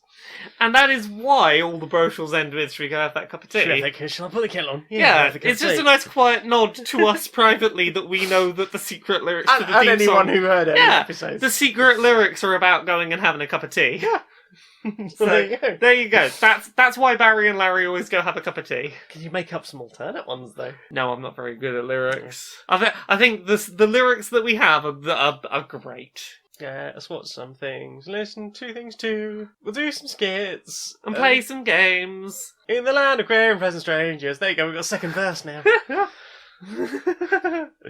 JD, hi JD. Hi. Why am I a mess of a human being? I mean, you're not. You're pretty awesome when I met you. Well, first of all, you're not. And B, we all kind of are, though. I mean, yeah. Like, as a species, we're all kind of a mess. I think you are well within normal parameters for humanity. You are kind of a mess within normal human parameters, as we all are. We're all kind of a mess. None of us know what we're doing. Yes, just because we haul it together for an hour or so while we do this podcast doesn't mean to say... There's an hour where we sound like we know what we were doing, but it's, in the midst of the chaos. And even then, there's careful editing sometimes. Oh, God, yeah.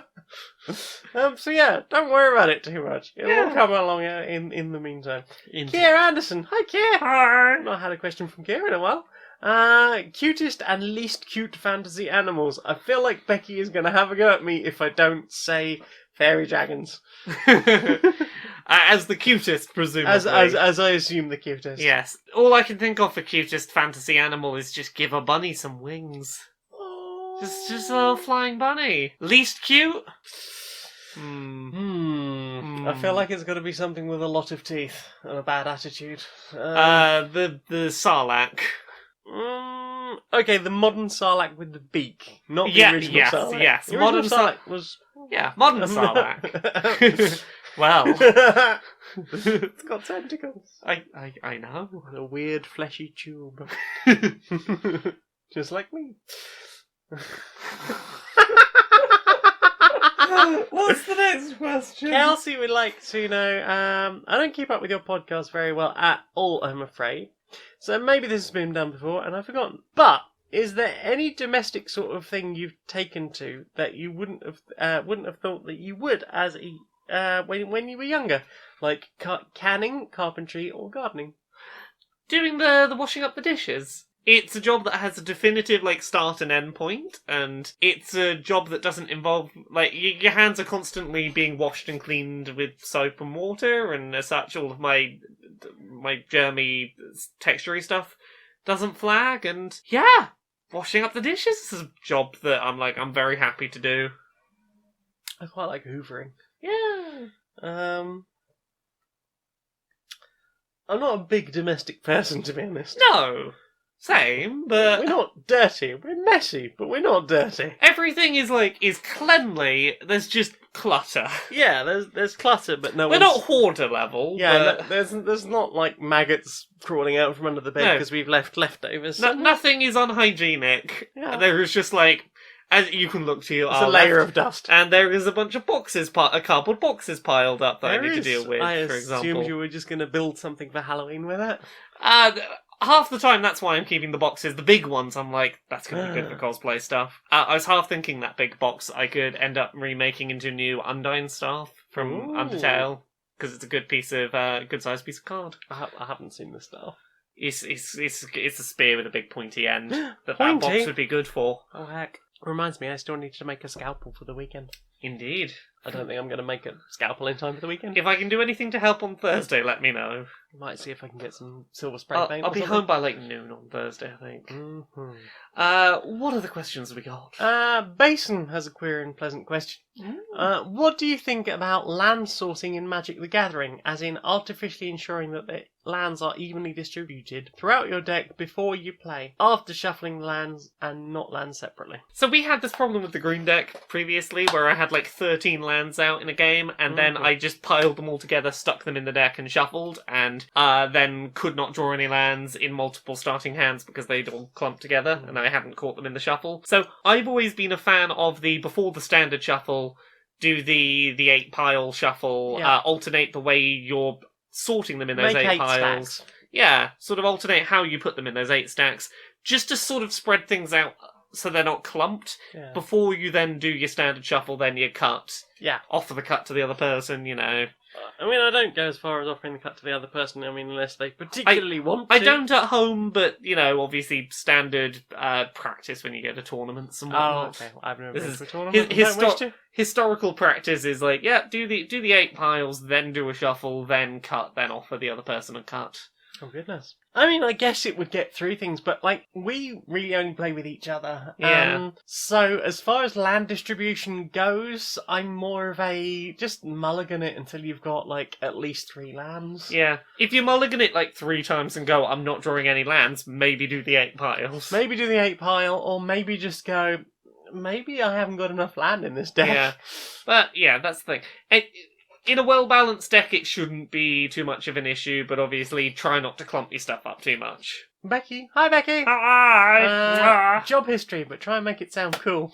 I was left solely in charge of an entire building full of confectionery and sweets and chocolate. Just me. No one else to guard the ice cream and the chocolate and the sweets. And did you stand up to your responsibility? How much of the sweeties did Actually, you I eat? ran 2 shops at once. There was a sort of hole in the wall. I also ran a card shop. Heck. Yeah. But how many sweeties did you eat? I eat him any sweetie. What other past jobs can I make sound interesting? I got to hang out in the back of a shop and avoid dealing with any of the people. I did stock management for the specials that came out, so I basically was like, here's a bunch of pallets, sort them into tables in the correct order, then put them in a line so people can take them outside and interact with as few people as possible. It was great. I used to come in early and stock the shelves because I could just stick my headphones on and, again, not deal with anyone. It was great. Nice. What about your job history? Oh god, it's going to take a while.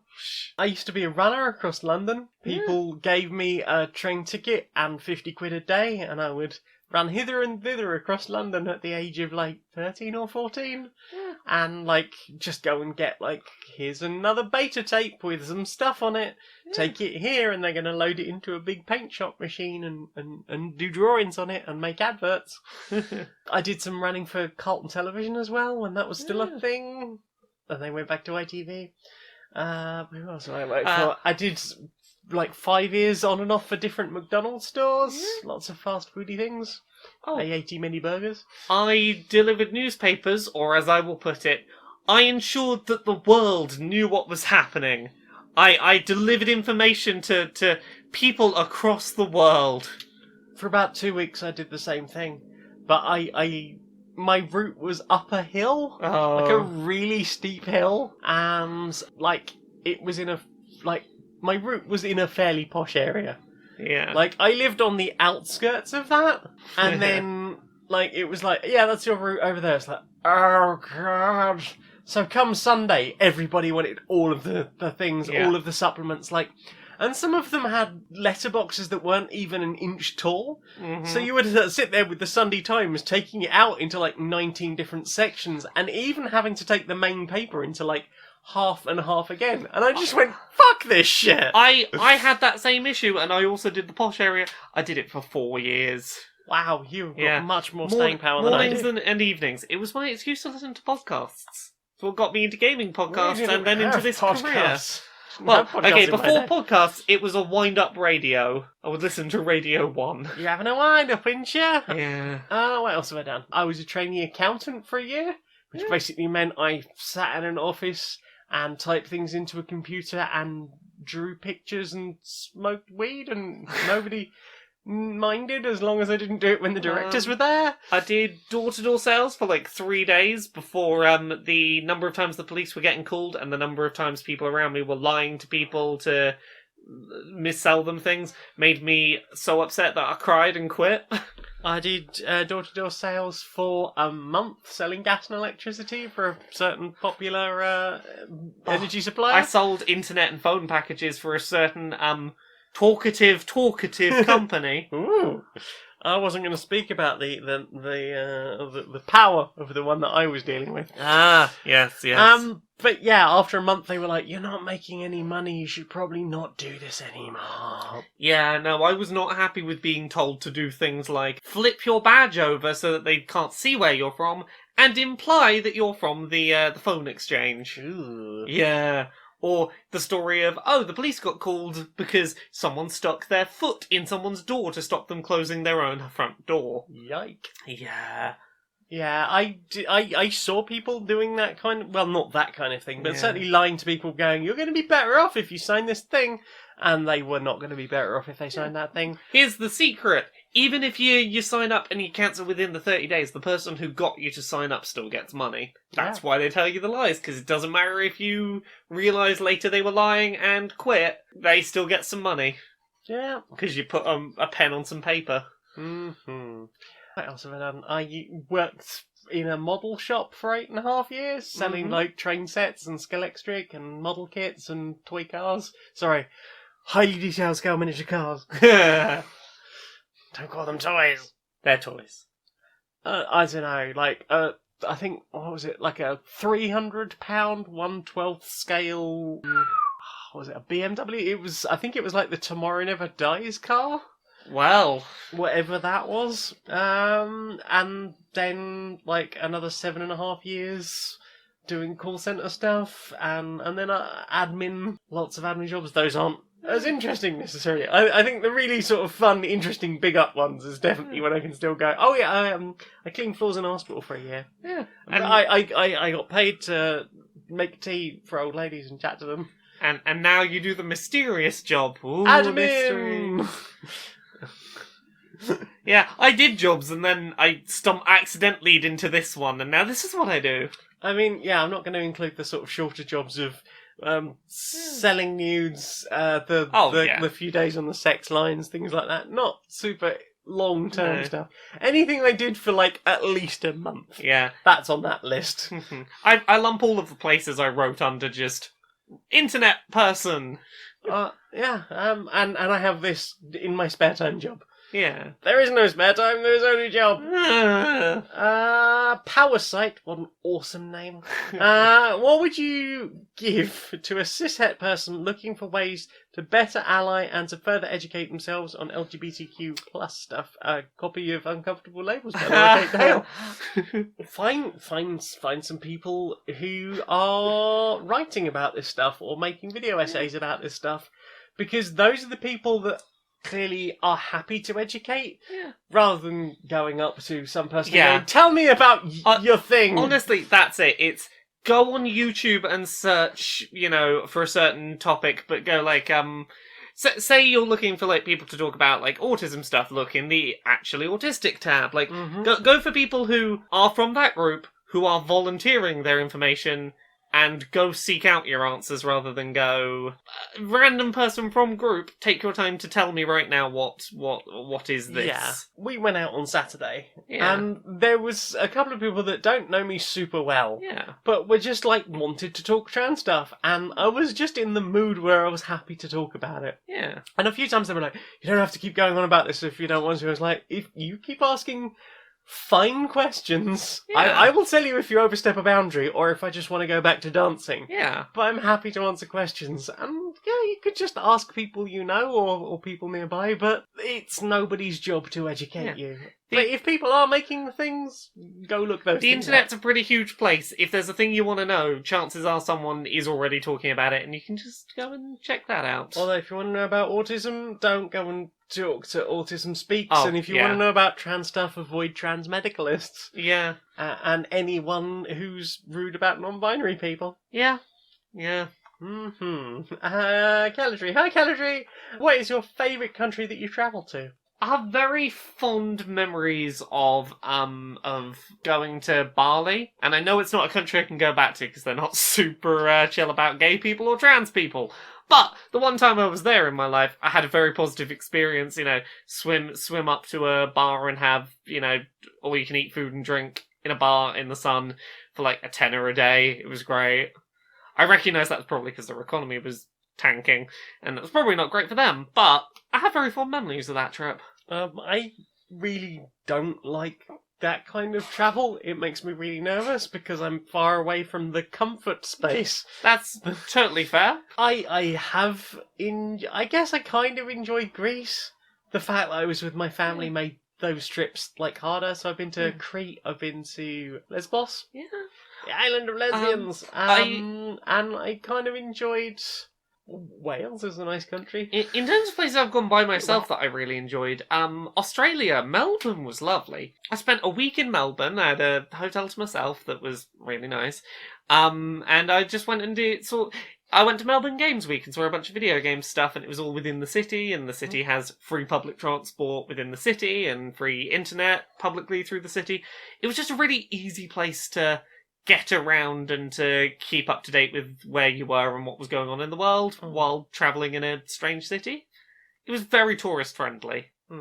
I enjoyed Spain because we rented bikes and I got to basically go cycling on my own in quite a flat area. So it was flat, it was hot and sunny, and I had a bit of freedom as a young person, and maybe that was the thing.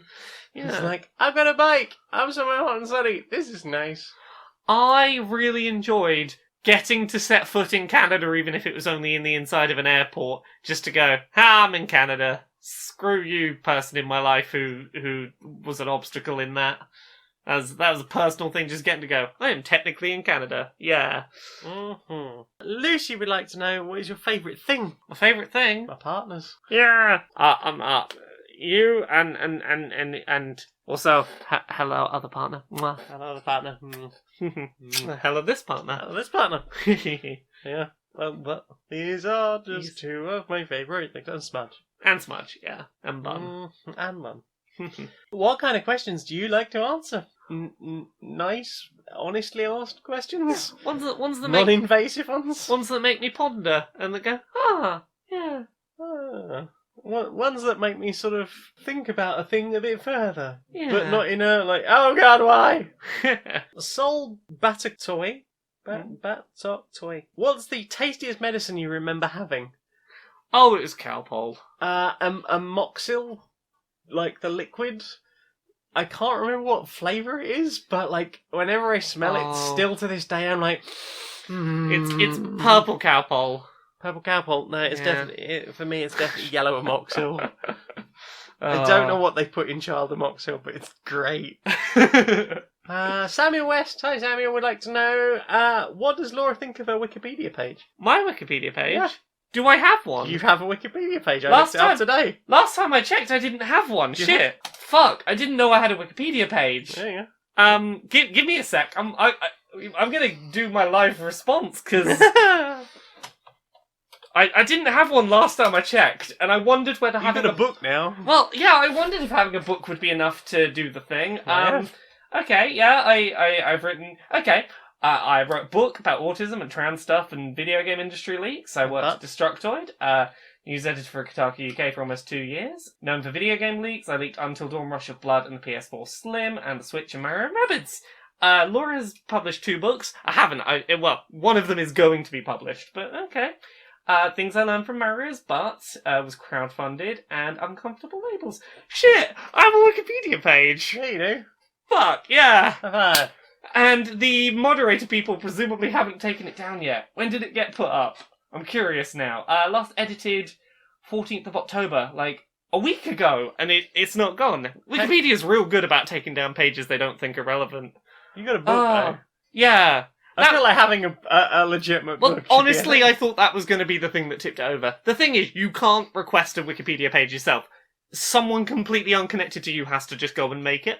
Okay. There are rules about you cannot make it, you cannot have someone who ask them to make it. You have to be disconnected from the creation of your page. Okay. So, heck, apparently I'm a famous. I mean, I knew you were famous. Let's see if I can get a picture added on there. I was thinking that. Pick one that I like and get it put on there. It's a fine Wikipedia Yeah, page. that is a functional Wikipedia page that has not been found by shitty people. Hooray! Larry Yellingman. Hi, Larry. Listen to Humans Holler at News. It's good. Why do I always lose the damn electronics wipes? Because you use them and then you put them somewhere safe. And everyone knows putting somewhere safe is the quickest way to fucking lose it. Oh yeah, you need to put them in a cluttered mess everywhere around. You'll find them if they're in a mess. If you put them somewhere safe, they're gone forever. That's it. Too safe. It's so safe even from you. Oh no! And those are all the questions.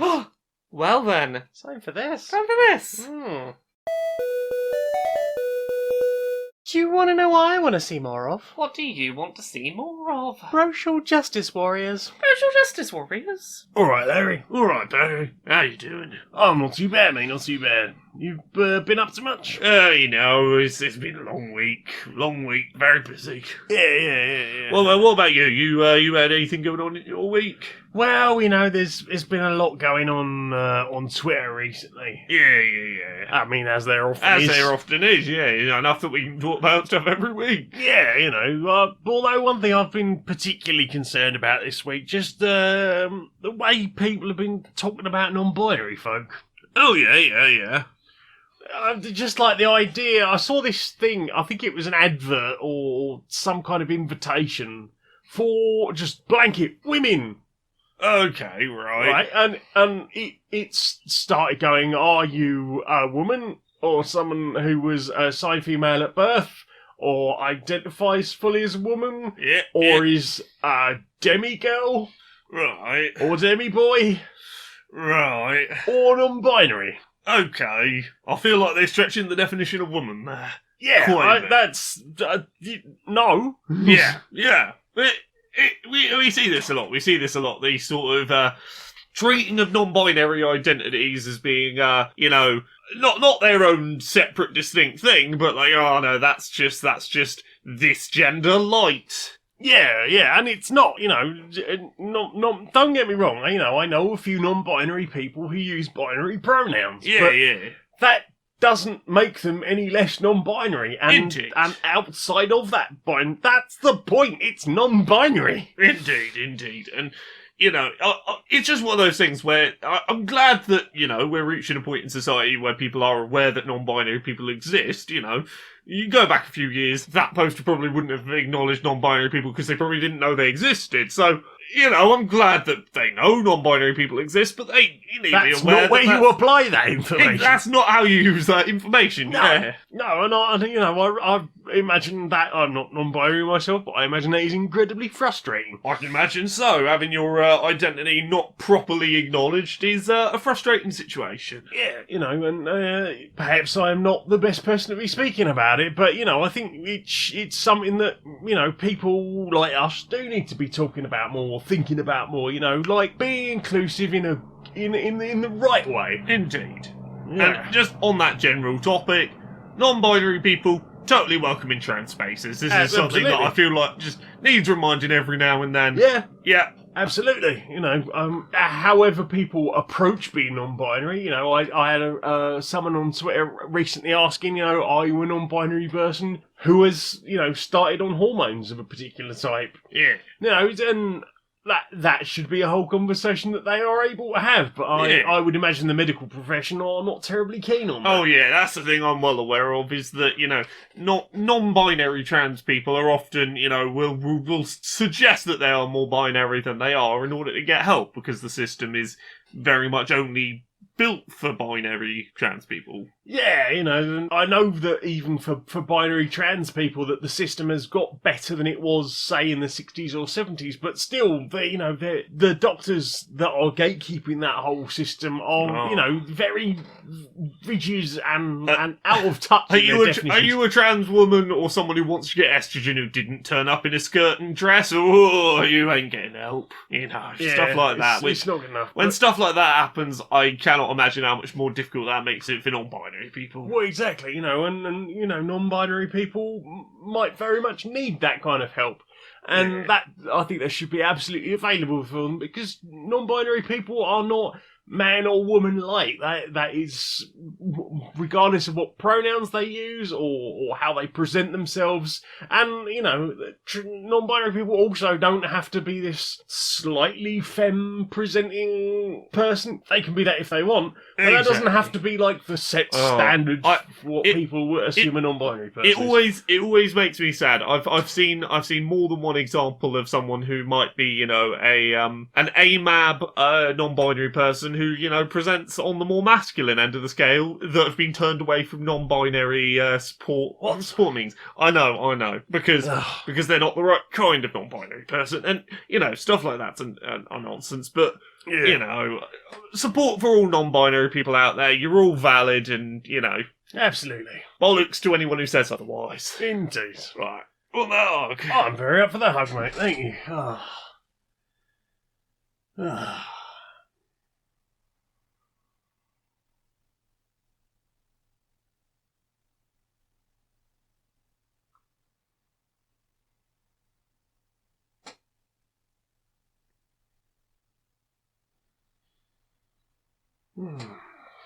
Good egg, mate. Good egg, mate. Yeah.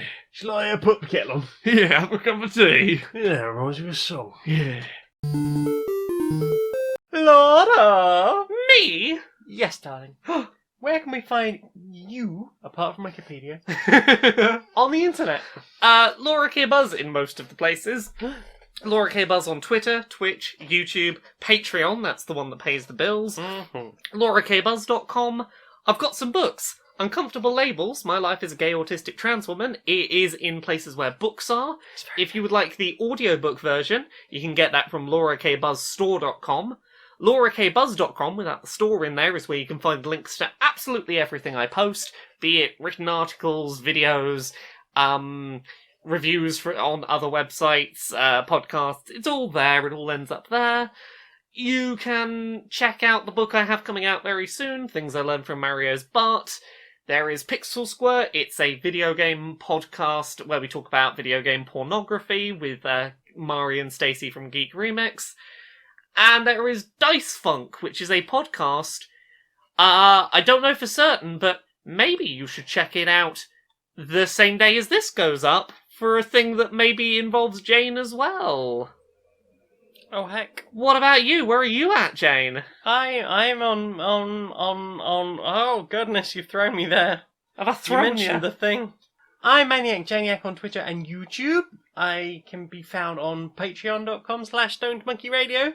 And I would like to say thank you to my nice peeps who do the things. I appreciate them. So very many appreciations to...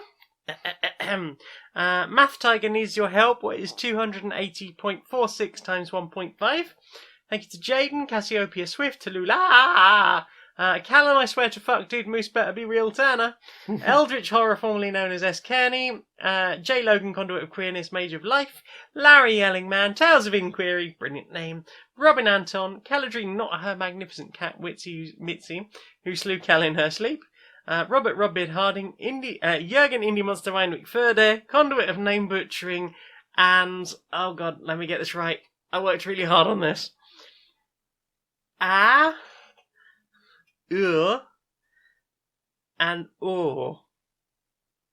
Norwegian vowels. Heck. Additional Norwegian vowels. And thank you to Basin's Pack. Super appreciate all of you. If you want to do a thing, it's patreon.com/JaneBunkyRadio. If you want to send me a one-off rather than a repeated, that's paypal.me/JaneMagnet. And I do and appreciate for everyone who does help support. It will perhaps one day lead me to going part-time in day job and then doing more crazy stuff online. I would very much like to do that. Woo. Please help. There are t-shirts. Because I don't know if I mentioned this, the butt plug soup, my amazing butt plug soup, got rejected. It was too naughty. It was too naughty for Spreadshirt, so I put all of the stuff up on Redbubble. So now you can get it on a fucking shower curtain. and a duvet and a comforter and a bath mat and all sorts of shit. But yeah, Stoned Monkey Radio or just Janiac on the Redbubble as well. If you want to get some of my cool designs, there will be yet more cool designs because I've got loads of ideas and I really enjoy designing t-shirts. So heck, that's the thing. Why is that delicious smell? I don't know, but whatever it is amazing. It is amazing and delicious. The deliciousness has thrown me off of all the things. SoundCloud.com/JanuarySmagnet, where you might be listening to this now. And yeah, hang around there because there's gonna be a polyamory soon. Are you hyped for that? I'm very hyped for that. Very hyped for that. So yeah, twitch.tv/Janiac, where I stream on Tuesdays and Thursdays. So we're gonna be streaming there any minute now. Yeah. So thank you very much for joining us, Laura. Will you sing us out, my darling? Until next time, be a stranger. I will.